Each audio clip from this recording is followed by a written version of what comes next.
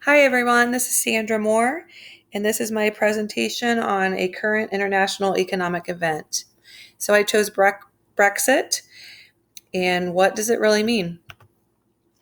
So Brexit basics. Britain and exit, or Brexit for shorthand, is Britain's split from the European Union, excuse me. The EU was initially put in place to allow for the free movement of people, goods, and money under what it termed a single market. Um, Britons voted on this on June 23rd of 2016, and it was an ill-defined Brexit, but won by 52% of the vote. Britain has been debating the pros and cons of this membership since it began in January of 1973. Brexit conflicted. So there's two major parties that are weighing in on Brexit, and that is the Labour Party and Conservative Party. They've been haggling over the nation's withdrawal from the EU since before 2016.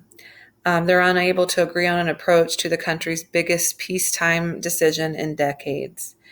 Their Prime Minister, Theresa May, resigned in May after failing to get an approved plan by her party. She was on her third attempt and resigned because she couldn't get anything resolved. So on July 23rd, just a few weeks ago, the Conservative Party chose Boris Johnson, a proponent of withdrawal, to succeed her and take control of the Brexit process. This was just a picture to show the two different parties, the Labour Party and the Conservative Party in Britain. So why Brexit? Some of the reasons for Brexit and those that support it are regaining border control, reclaiming business rights. They claim that the membership fees to the EU are high, and those fees could be used to help the UK, in particular, maybe their healthcare system. So from this point of view would be mercantilism point of view for the international economics trade. These are more of those thought processes, um, emphasizing relative power and balance of trade and protecting your own country or state. So why not Brexit? The UK receives business benefits by being able to participate in the single market system that's established by the EU. Many people claim that the open borders create an influx of immigrants, which helps to develop an eager workforce and fuels public service projects. They fear a potential political backlash, that could result from other countries who favored staying with the EU. In particular, the country of Ireland is one of those. Being part of a wider community of nations, they would claim that provides economic and cultural strength, as well as an element of security. So this would be more of a liberalism point of view as it pertains to international economics. This would be more of a supply and demand and a total wealth for all the countries involved, um, in building, international norms and organizations. Backstop. So back to the point of other countries that support the EU and being members of that would be the country of Ireland.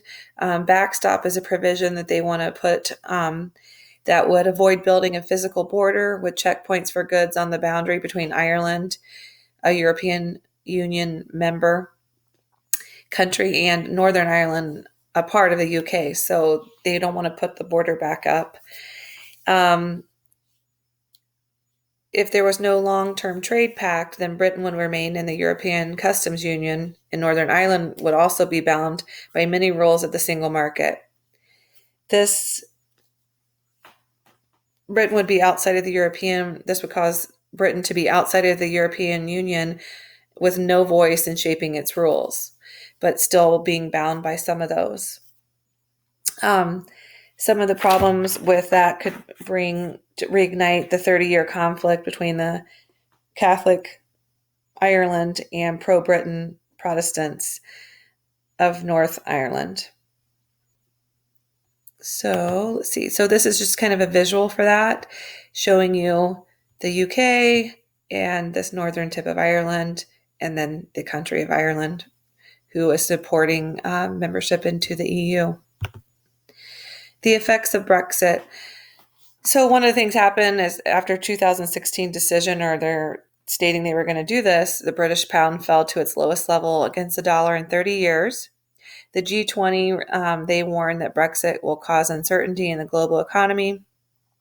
So there's different approaches or different ways that Brexit could play out, and one is the no-deal Brexit, meaning a no-trade agreement, and that would eliminate Britain's tariff-free trade status with other EU members.